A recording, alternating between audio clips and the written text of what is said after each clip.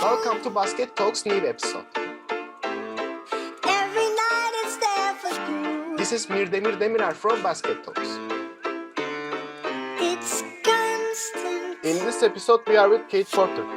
Who lie about what it's Hi, Coach. How are you? I'm good. How are you? Good, thank you. How's it going? Is everything great in your court? You are in your own gym right now, and it's really great. And how's it going? Is everything great? Everything's good. In Connecticut right now, it's super cold. It's like 30 degrees, really cold. But besides that, like all my workouts are good, man. With all my clients are great. Really just trying to stay busy and keep learning in this off season. Yeah. How's your trainings going? Like you said, you have a training in the morning. Now we are free, and after this interview, we have one more training. So Yes, yeah. So right now in the mornings, I'm training a lot of our Sun players, a lot of our Connecticut Sun players. When they come back in market, they come to my gym. We get some work in the mornings. Then like early afternoon, I pretty much just go home, walk my dog, relax a little bit. And then I come back in the evening with like my kids, like my high schoolers, my middle schoolers, working with them on some skills. did I steal your free time with your dog right now? Oh, nah, she's good. I'm gonna bring her to the gym later. She's good. She has enough time. Ah, cool.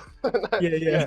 I'm happy to hear that. So I want to talk about WNBA and your Progression Training LLC, your brand. But Yeah. first of all, I want to hear your basketball background a little bit and your philosophy. During your record-setting performance at New London High School, and Yeah. your years at every point. So how did you develop your game, and how has those experiences influenced your current coaching philosophy? New London was a really cool experience. I don't know if you know, but I was teammates with Chris Dunn, who's on the Utah Jazz right now. That's been my guy since I was 9 years old. I think we still have the record in Connecticut. I think it was like 28-0 for the season. We was beating like every team by like 50 points. It was an amazing experience. The whole town would come out for our games, and they're always pushing you to be better. Like we're a town known to be good in basketball. So at a young age, already having that level of competition at a young age, I mean, it helps you so much when you're growing. Cause you know, like in Connecticut, I mean, we're a small state and there's so much more basketball out there. At a young age, that like whole competitive drive, we were starting that. No matter who's in front of you, you have that confidence to believe that you can get by anybody. London really shaped me in that regard. Every Point was a weird time because I never wanted to go to Every Point. It's a low-level JUCO, but it was pretty much the best time in my playing career. Just trying,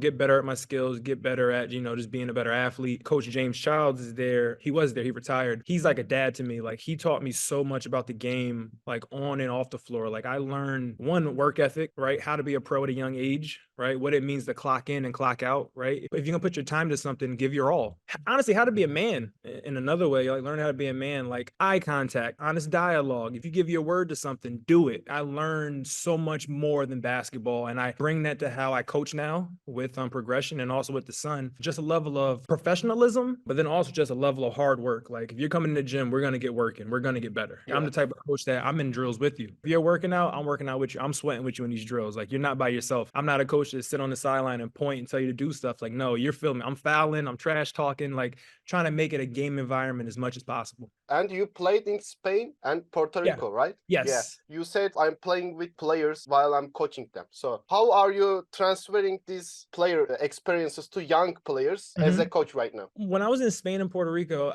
I think the biggest thing I learned was more off the court stuff of how to handle yourself. Don't mess up the opportunity for the person that comes after you. It's always bigger than you. When you're going to these teams where you're trying to get placed in a certain league, don't have a bad attitude. Don't mess it up for the next American that tries to come over there. Take care of yourself. Be a professional. Show up on time. Don't go out partying, getting in trouble, because you're messing it up for the next person who's coming after you. And also, when you're there, don't mess up all the hard work of the people that came before you. They're putting all that work to open up those doors. Do your part to open those doors even more for the next person. Make it easier for the next person. I tell kids that all the time. You never know who is watching you. You never know who's watching a workout. I don't care if it's a very simple drill, super complex drill, something that you don't understand. Have good body language. Like be all in everything that you're doing.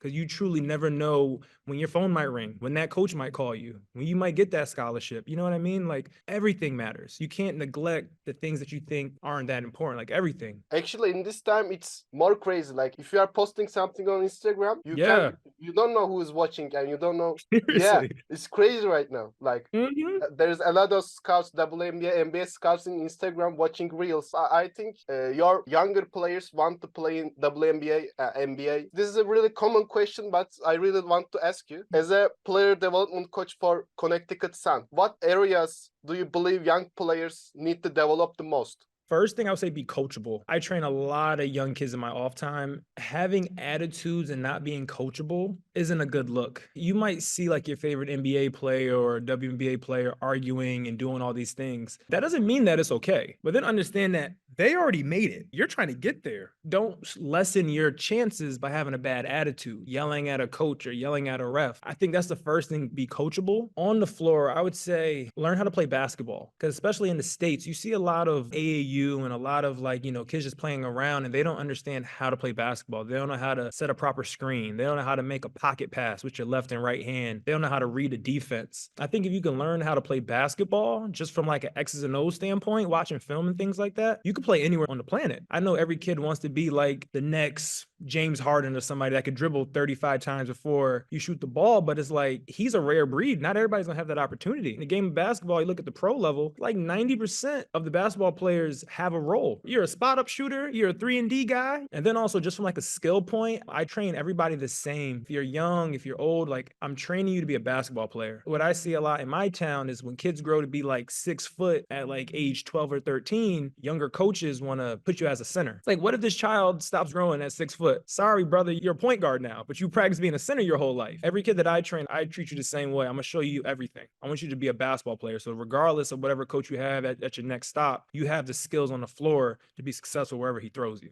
Yeah, I agree with you. Like in Europe, actually in NBA too, every role players need to do everything, as you said. Yeah.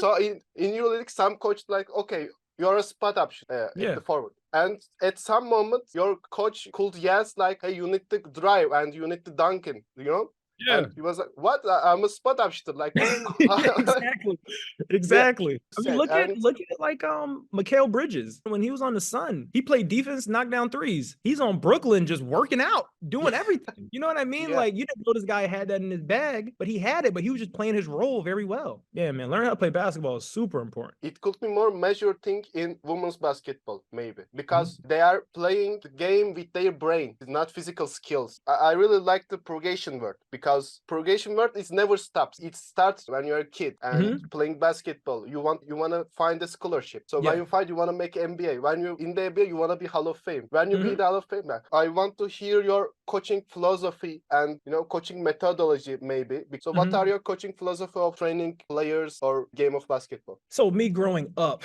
when I was a kid, I really loved footwork. Like I loved footwork. I was the biggest Kobe fan. Like I go watch Kobe highlights all day long. I still do. Watched a lot of Kevin Garnett, Hakeem Olajuwon. Like I don't want to say how pretty the footwork was, but just how precise the footwork was. How they would get to spots, the turnarounds, the shoulder shimmies, the up and unders, right? All the cells and all those little small details. Always practice my backyard playing like that. And I kind of brought that to how I coach now, just being really, really refined in the way we step on the floor. I think Drew Hanlon, another NBA trainer, he says like trimming the fat off your game. That's kind of like what I do. I like to like get your game to the simplest form. How can we score efficient as possible? No wasted dribbles, no wasted steps. And then to touch back on the old question you asked me about every point, just hard work. I just want to work extremely hard. If we're going to work out for an hour and work out for 40 minutes, whatever it is, let's put in hard work and go home. Working hard, being efficient. Those are my two things I kind of hang my hat on. Like I love footwork and I love balance and all those things. I'm very simple. Hard work, footwork, and balance. Do that. I love you. Like it's great. Yeah. And do you think there's a player which have a good footwork and work ethic? She can make it to the WNBA? Like, what are the major things to someone who want to go to WNBA? What are your advice for them? Perfect example. I'm training this girl right now named Lily Davis. She's a freshman at New London High School. I work with Lily like every day. She's like a little sister to me. I see her all the time. She talks like me. It's funny. For her, we're always just talking about being the hardest worker in the gym. I think being the hard workers and being coachable, that will separate you, because you can't always be the most skilled. Like look at Victor Wembanyama, 7'5". Like there's nothing you can do about that, but you could potentially outwork him. I'm telling her all the time, man, whatever you see your teammates doing, try to double that. Be the hardest worker. Put that work in, put that time in. Watch film. Do the things that kids your age are not doing. Work on your defense. I always tell kids, don't look at the whole picture. Just look at like a little part of it. Because I know like that whole dream of getting to the WNBA, that's very big. Let's just break it down day by day. What are you trying to get better at? All right, my jumper's not good. Okay, let's start with form shooting. Think over the long run, man, that's how you make that dream a reality, is by every single day putting in that sweat equity,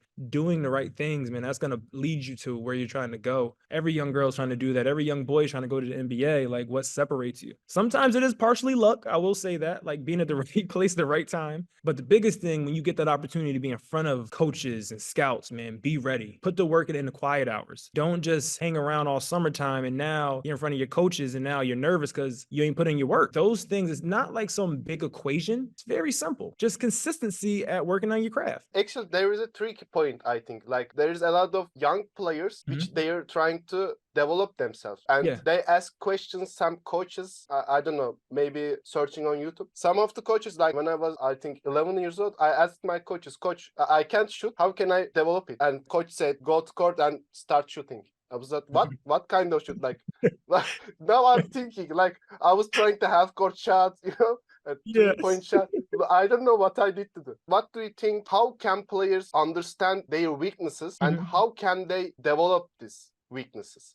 That's a great question, especially with kids. Like, whenever I have a new client in my gym, first thing I ask them in front of their parents, in front of whoever drops them off, what are you good at? What do you suck at? Because I think everybody knows what you're not good at. Problem with young athletes is we try to hide from that thing. So it's like you hear a kid be like, "Oh, I hate doing ball handling." Why do you hate doing ball handling? Because you're not good at it. Oh, Coach Keith, why are we doing shooting? Because you're not good at it, right? And what happens with young kids is we like to do the things that we enjoy or that we're good at. For a young kid, if you get in the habit of finding something that you don't like and working at it, my God, the growth you could have in your game is crazy. Once we identify our weaknesses, okay, now let's take the steps to fix it. And the beautiful thing about the game of basketball right now is like there's so many trainers and instructors on YouTube and everywhere, right? There's so much free knowledge all around you, right? But yeah, I think that the first thing is having an honest conversation, that uncomfortable conversation with yourself to be like, okay, I'm not good at this. Why don't I like working at this? Having that time when you're looking yourself in the mirror, okay, now let's take the proper steps to fix it. Let's draw out a weak plan. It's a very simple formula, but it really works if you could just stay disciplined and just stay the course. Yeah. So we talked a little bit about your brand, Progression Training LLC. I want to hear your future goals as a Progression LLC. What are your future goals? For Progression, this is like my baby. Like, this is like my most important job. Like, yeah, I'm in a WNBA and I'm super blessed and fortunate to be there. But like these great women, like they were great before me, they're gonna be great after me. I'm thankful that I could be like a little step in their journey to help them get to their goals. But like I was saying, they're gonna be great with or without me. But like the young kids is like the most important thing, right? So it's like for me with Progression, I would love to do more like international things. I would love to travel, be a traveling trainer in my off season. I would love to do stuff like that. Just, just keep meeting new people and just helping people. Like, biggest thing about being a trainer, you're really a teacher, teaching kids about basketball and also just increasing that joy. Like, I see so many young kids that take the game way too serious. And often that comes from like their parents or like their upbringing, right? Like the game is fun. Like the reason why every coach on the planet coaches it and why we used to play the game, because it was fun.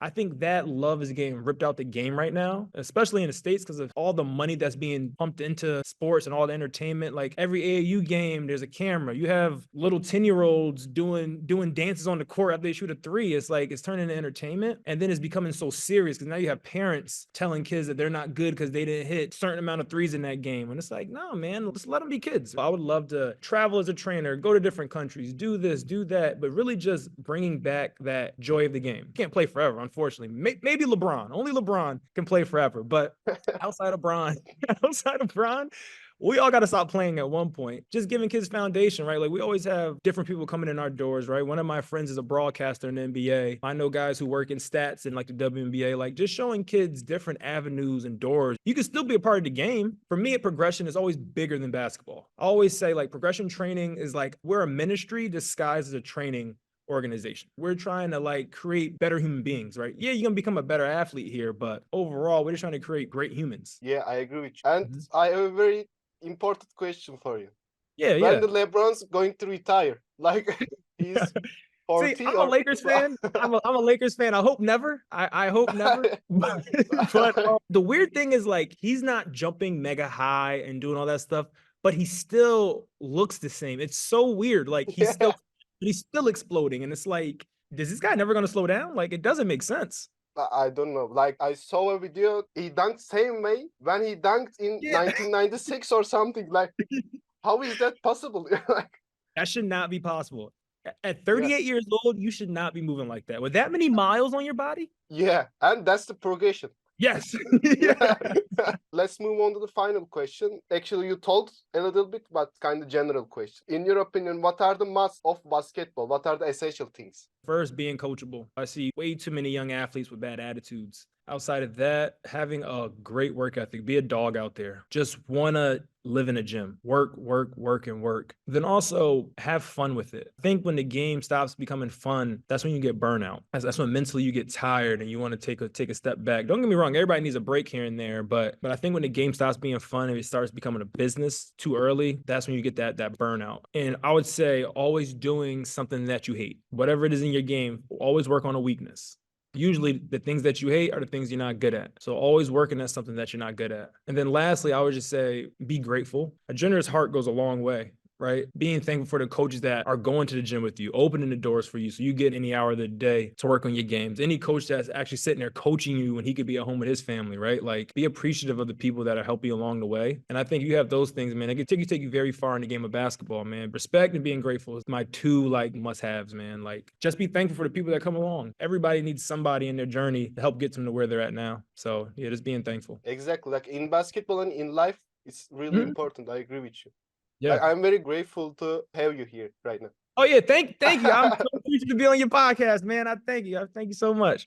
Yeah, thank you for joining me. And it's the last episode of 2023. So Oh, let's go. Yeah. Let's go. Yeah. Thank you for all of your answers. Yes, They sir, were Amir. Thank you. really great. And I hope Yes, to sir. see you in person. Yeah, hopefully I'm trying to get out there, teach some basketball. You might see me out there. Yeah, like we would love to. Bye bye. Thank you. All right, Who peace. lie about what it's